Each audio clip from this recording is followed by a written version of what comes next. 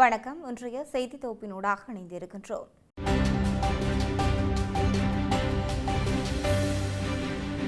தற்போதைய அரசாங்கத்தின் இரண்டாவது வரவு செலவு திட்டம் மற்றும் வரவு செலவு திட்டத்தை எவ்வாறு கையாள்வது என்பது குறித்து இன்று நடைபெறும் சிறப்பு கூட்டத்துக்கு அனைத்து எதிர்க்கட்சி நாடாளுமன்ற உறுப்பினர்களும் அழைக்கப்பட்டுள்ளனர். இந்த கூட்டம் கொழும்பில் நடைபெறும் என்று ஐக்கிய மக்கள் சக்தியின் பொதுச் செயலாளர் ரஞ்சித் மத்தும பண்டார தெரிவித்துள்ளார். நாட்டின் பொருளாதாரம், வரவு செலவு திட்டம் மற்றும் நாட்டின் எதிர்காலம் குறித்து விவாதிக்கும் இந்த சந்திப்பில் பல நிபுணர்கள், நாடாளுமன்ற உறுப்பினர்களும் விளக்கம் அளிக்க உள்ளனர். நாடாளுமன்றத்தில் வரவு செலவு திட்ட விவாதத்தில் பங்கேற்க எதிர்க்கட்சி எம்பிக்களை பல முக்கிய விடயங்களுடன் தயார்படுத்தும் நோக்கில் இந்த சந்திப்பு நடைபெறுவதாக தெரிவிக்கப்பட்டுள்ளது.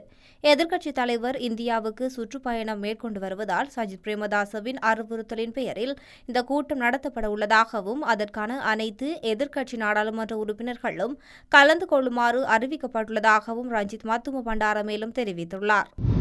இலங்கையை விட்டு தப்பிச் செல்லும் பாதாள உலக குற்றவாளிகளுக்கு மேரிசியஸ் கடவுச்சீட்டுகளை தயாரிக்கும் மோசடி தெரியவந்துள்ளது. கொழும்பு குற்றப்பிரிவின் கீழ் தடுத்து வைக்கப்பட்டுள்ள ஜே.கே. பாய் என்ற சர்வதேச ஆட்கடத்தக்காரரிடம் நடத்தப்பட்ட விசாரணையில் இந்த விடயம் தெரியவந்துள்ளது. நேபாளத்தில் இசாரா சிவந்தியுடன் கைது செய்யப்பட்டு நாட்டுக்கு அழைத்து வரப்பட்ட ஜே.கே. பாய் வெளிப்படுத்திய தகவலுக்கு அமையவே மொரிசியஸ் கடவுச்சீட்டு துருக்கியில் உள்ள கடத்தக்காரர்களால் தயாரிக்கப்படுகின்றன. துருக்கி கடத்தக்காரரின் பணி துபாயில் வசிக்கும் ஒரு அரபு நாட்டவருக்கு ஒப்படைக்கப்பட்டுள்ளதாக விசாரணையில் தெரியவந்துள்ளது. மோசடியான கடவுச்சீட்டு தயாரிப்பதற்கு அவர் $1 மில்லியன் மற்றும் அதற்கு மேல் வசூலிப்பதாக தெரியவந்துள்ளது.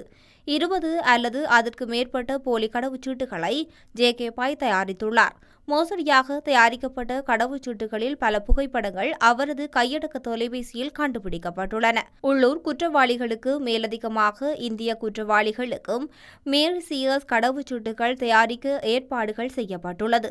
ஜே.கே. பாய் பெரும்பாலான உள்ளூர் குற்றவாளிகளை படகு மூலம் இந்தியாவுக்கு அழைத்துச் சென்றுள்ளார்.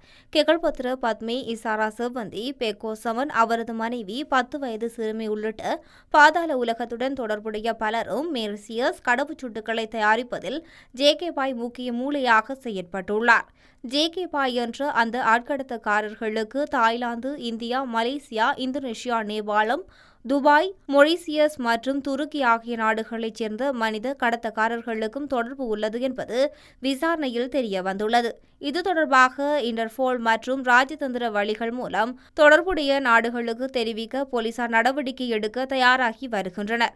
இது தவிர பாதாள உலக குற்றவாளிகள் உட்பட பல்வேறு நபர்கள் நாட்டில் சட்டவிரோதமாக வெளிநாட்டு கடவுச்சீட்டுகளை தயாரிக்கும் ஒரு மோசடி குறித்து குற்றப்புலனாய்வு திணைக்களம் விசாரணையை தொடங்கியுள்ளது.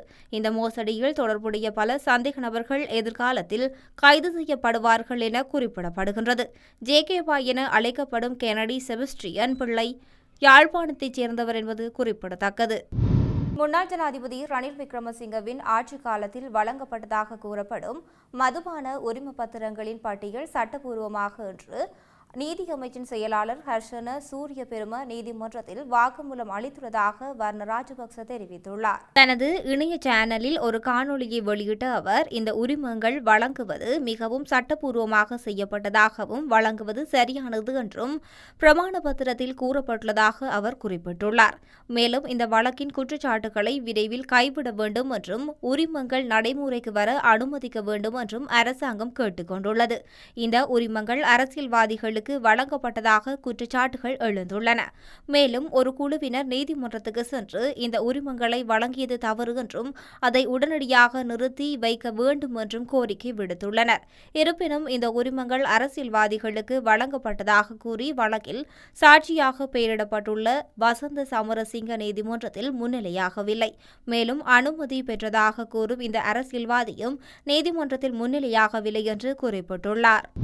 அரசாங்க பணத்தை செலவிட்டு தரமற்ற இம்ப்னோகுளோப்சின் தடுப்பூசிகளை சுகாதார அமைச்சின் மருத்துவ வழங்கில் பிரிவுக்கு கொள்வனவு செய்த சம்பவம் தொடர்பில் முன்னாள் அமைச்சர் கெஹலிய ரம்புக்வெல்ல உட்பட்ட 12 பிரதிவாதிகளுக்கு எதிராக சட்ட அதிபரால் தாக்கல் செய்யப்பட்ட வழக்கின் விசாரணைகளுக்கு முந்தைய மாநாட்டை நவம்பர் மாதம் 26ஆம் தேதி ஆரம்பிக்குமாறு கொழும்பு நிரந்தர 3 பேர் அடங்கிய மேல் நீதிமன்ற நீதிபதிகள் குழாம் ஒன்று உத்தரவிட்டுள்ளது. இவ்வழக்கு இன்று நீதிபதிகள் பிரியந்த லியனகே, வீராஜ், வீரசூரிய மற்றும் திலக ரத்ன பண்டார ஆகியோரை கொண்ட மூவர் கொண்ட நீதிபதிகள் குழாம் முன்னிலையில் விசாரணைக்கு எடுத்துக் கொள்ளப்பட்டது. இன்று காலை வழக்கு விசாரணைக்கு வந்தபோது வழக்கில் இரண்டாம் பிரதிவாதியான கபில விக்ரமநாயக்க சார்பில் ஆஜரான சிரேஷ்ட ஜனாதிபதி சட்டத்தரணி சரத் ஏகநாயக்க தனது கட்சிக்காரர் இன்று காலை நாவல திறந்த பல்கலைக்கழகத்தில் நடைபெற்ற பரீட்சையொன்றுக்கு செல்ல அனுமதி கோரிய நிலையில் நீதிபதிகள் குழாம் அந்த வேண்டுகோளுக்கு அனுமதி வழங்கியுள்ளது. யோசித ராஜபக்ச மற்றும் அவரது பாட்டி ஆகியோருக்கு எதிராக சட்டமா அதிபரால் தாக்கல் செய்யப்பட்ட வழக்கை நவம்பர் 12ஆம் தேதி விசாரணைக்கு அழைக்குமாறு உத்தரவிடப்பட்டுள்ளது. இந்த உத்தரவானது இன்று கொழும்பு மேல் நீதிமன்றத்தால் பிறப்பிக்கப்பட்டுள்ளது. இவ்வழக்கு மேல் நீதிமன்ற நீதிபதி உதேஷ் ரணதுங்க முன்னிலையில் விசாரணைக்கு எடுத்துக் கொள்ளப்பட்டது. இதன்போது முறைப்பாடு தரப்பால் வழக்கு தொடர்பான சில ஆவணங்கள் பிரதிவாதிகள் தரப்பிடம் கையளிக்கப்பட்டது.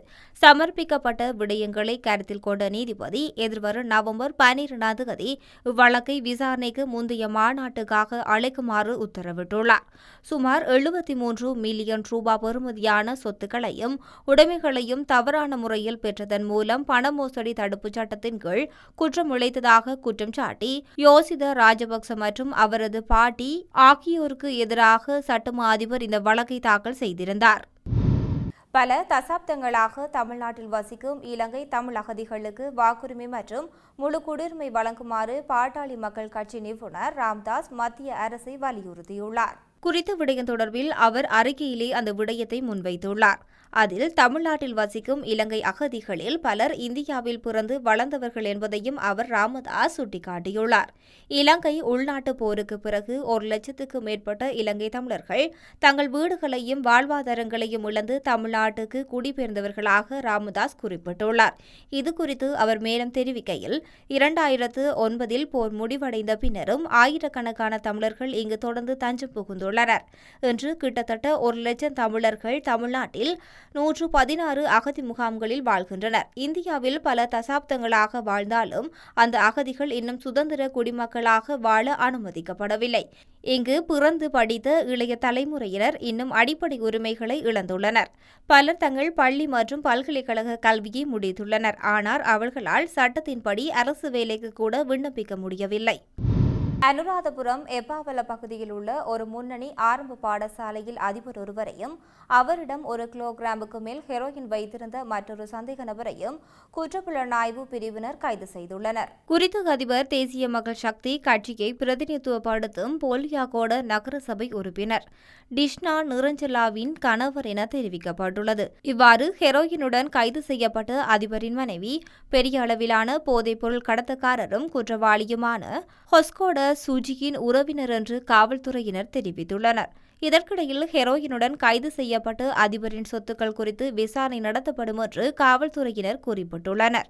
முன்னர் கைது செய்யப்பட்ட ஒரு சந்தேக நபரிடமிருந்து கிடைத்த தகவலின் அடிப்படையில் குறித்த கைது நடவடிக்கை இடம்பெற்றுள்ளது. எப்பாவல தொடகல பகுதியில் உள்ள அதிபருக்கு சொந்தமான ஒரு ஹோட்டலில் நடத்தப்பட்ட சோதனையின் போது இந்த போதைப்பொருள் கண்டுபிடிக்கப்பட்டுள்ளதாக காவல்துறையினர் தெரிவித்துள்ளனர். இதன்போது குறித்த ஹோட்டலின் பின்னால் புதைக்கப்பட்டிருந்த நிலையில் 1 கிலோகிராம் 185 கிராம் ஹெரோயின் கண்டுபிடிக்கப்பட்டுள்ளது. மேலும் விசாரணைகளின் போது போதைப் பொருளை அளவிட பயன்படுத்தும் மின்னணு தராசு மற்றும் குறித்த அதிபரால் அருகிலுள்ள ஏரியில் வீசிய பொலித்தீன் சீல் செய்யும் இயந்திரத்தையும் ஆகியவையும் பறிமுதல் செய்யப்பட்டுள்ளன. சம்பந்தப்பட்ட உறுப்பினருக்கு எதிராக தனது கட்சி ஒழுக்காற்று நடவடிக்கை எடுக்கும். இருப்பினும் சந்தேக நபரின் அரசியல் சார்பு எதுவாக இருந்தாலும் தற்போதைய அரசாங்கம் சட்டத்தின் ஆட்சியை பாதுகாக்க பின்பற்றும் கொள்கையாக காவல்துறையினர் சட்டத்தை கடுமையாக நடைமுறைப்படுத்த அனுமதிப்பது சமூகத்தில் பாராட்டப்படுகின்றது என குறிப்பிட்டுள்ளார். இந்தியா வம்சாவளியைச் சேர்ந்த ஒருவர், ஒரு இஸ்லாமியர், புலம்பெயர்ந்தோர் ஒருவர் நியூயார்க் நகரின் மேயராக தேர்ந்தெடுக்கப்பட்டுள்ளார். புலம்பெயர்தலுக்கு எதிராக கடும் நடவடிக்கைகள் எடுத்து வரும் அமெரிக்க ஜனாதிபதி டிரம்புக்கு புதிய மேயரின் பின்னணி பதற்றத்தை உருவாக்கியுள்ளது போல் தெரிகின்றது. ஷோக்ரான் மம்தானி என்பவர் நியூயார்க்கில் மேயராக தேர்ந்தெடுக்கப்பட்டுள்ளார். இந்த ஷோக்ரான் இந்தியா பெற்றோருக்கு பிறந்தவராவார். ஷோக்ரானின் தாயார் மீரா நாயர் புகழ்பெற்ற திரைப்பட இயக்குநர் மற்றும் தயாரிப்பாளர் ஆவார். ஷோக்ரானின் தந்தையான மஹ்மூத் மம்தானி பம்பாயில் பிறந்தவர். மீரா மஹ்மூத் தம்பதியினர் உகாண்டா நாட்டில் இருந்தபோது ஷோக்ரான் பிறந்துள்ளார். பின்னர் அவரது குடும்பம் அமெரிக்காவுக்கு புலம்பெயர்ந்துள்ளது. இத்துடன் இன்றைய செய்தி தொகுப்பானது நிறைவடைகின்றது. மற்றும் ஒரு செய்தி தொகுப்பினூடாக இணைந்திருக்கலாம்.